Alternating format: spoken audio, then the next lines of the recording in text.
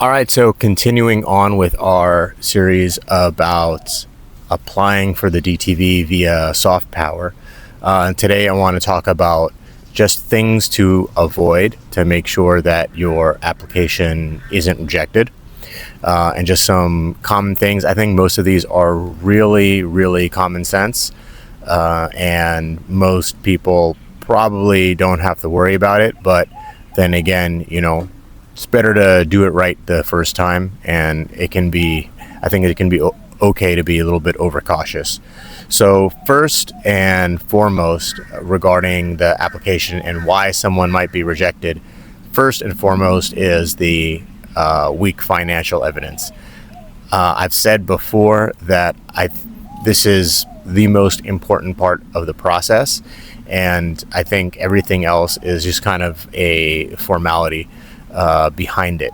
The government and the embassy, they want to see that if you are going to be here for up to 5 years, that you have the means to sustain yourself. And so they've set financial standards. So that is, you need to have 500,000 baht in a bank account for 3 months or more. Some embassies may be more lenient about this and some may be more strict, but a good rule of thumb is 500,000 baht. That 500,000 baht that's set in stone. Whether they're okay with a little bit less than 3 months or more than three, or they want more than 3 months, or they want to see it well above that threshold. That's going to be embassy to embassy, and that may be also, of course, officer to officer. Now, it's important to keep in mind that the minimum may not be enough, and so if you are just ecking by with a minimum, you need to be mentally prepared that they're not going to accept your documents, or they're not going to accept your visa application, and you're going to get rejected. So, just really keep that in mind. If you have well above that amount, then, you should be okay. And if you have just that amount, then you probably should add additional supporting evidence. So some things that they might ask that you can have ready to go is other assets. Now, the embassies will not accept stock portfolios or crypto. They want to see liquid assets. But if you show them what the requirement is, the 3 months with the 500,000 baht minimum in it, then having that as a backup or supporting evidence as well is going to help. What is also very often asked is how do you think that you're going to support yourself while you're here? I mean, it's pretty reasonable to assume that just having 500,000 baht is not going to tide you over for 5 years. That's 100,000 baht per year, and if you are not, living here, and you have to pay for hotels and apartments, that's just really unrealistic. So even if you have that minimum threshold, they may ask for and expect to see some kind of income.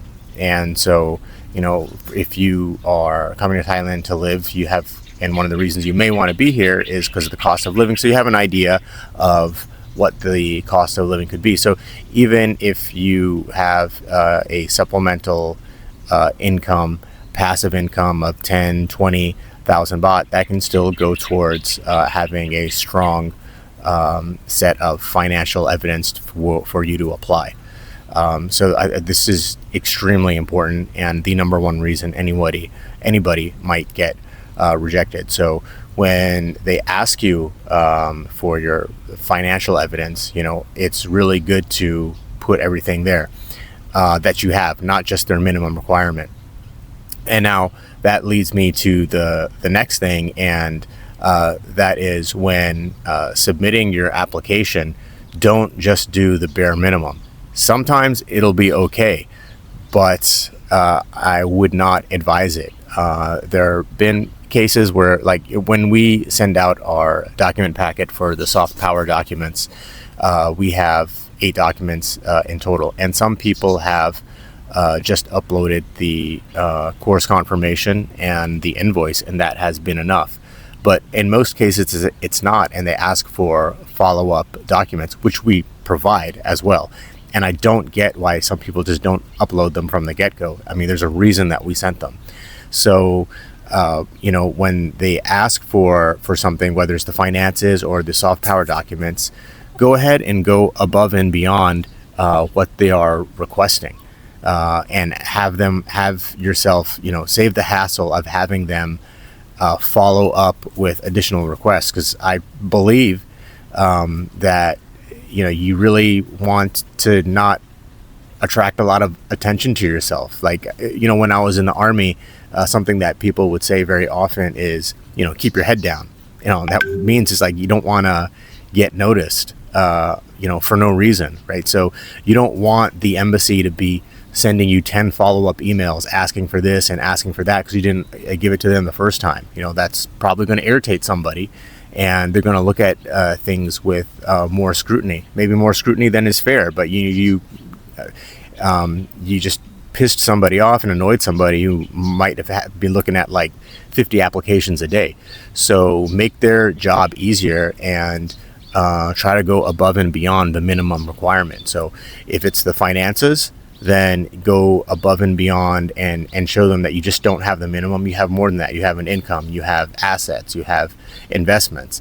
When it comes to the soft power documents, don't just give them one or two of the documents that are sent to you, whether it's us or whether it's another gym. Send all of them.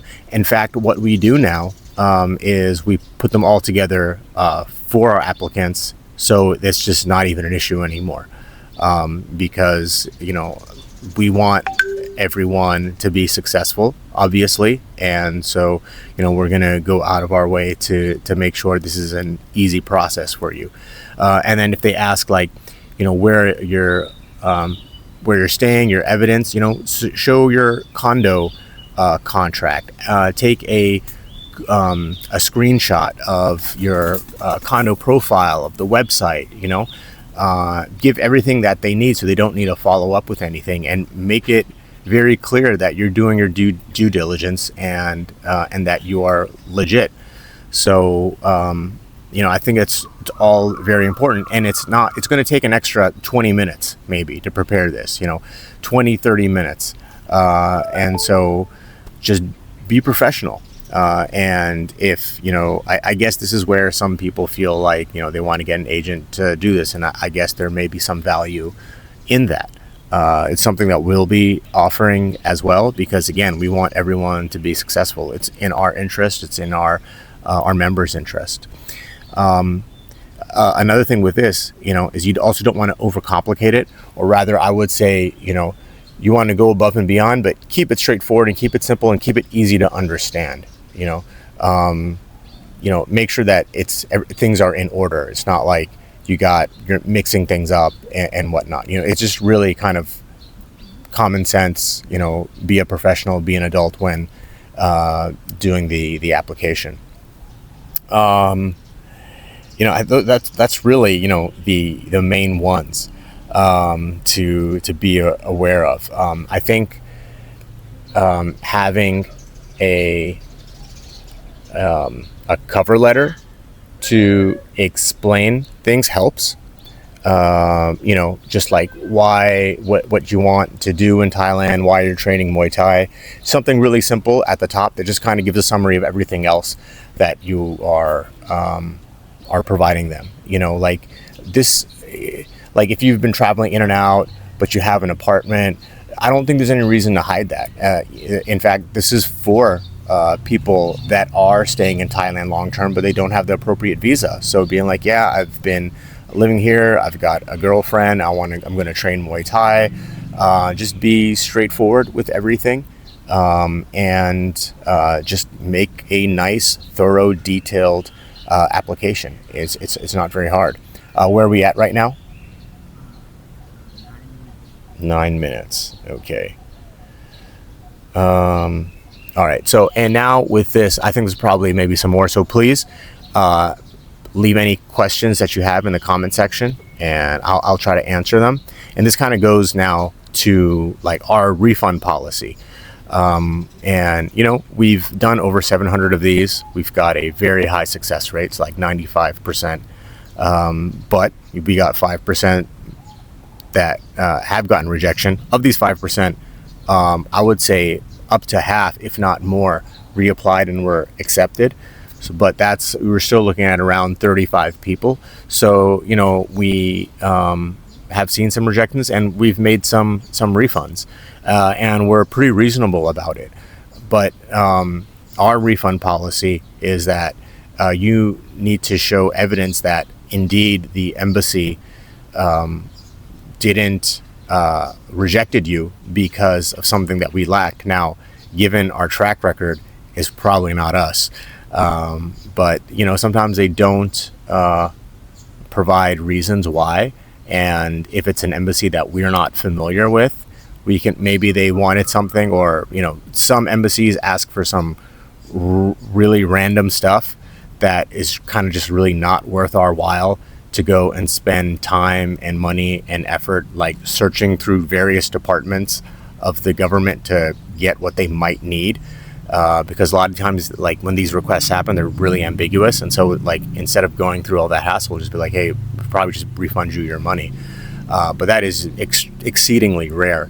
But the reason that I bring this up is that, every time someone applies without qualifying for it, we see it as a possible hurt to our reputation, right? It is also our responsibility as a business to vet the best that we can, that people are qualified, right? It is just better for everybody this way. It saves the applicant time and money, and it avoids us getting a bad reputation. So we've been pretty liberal with our refund policy, but if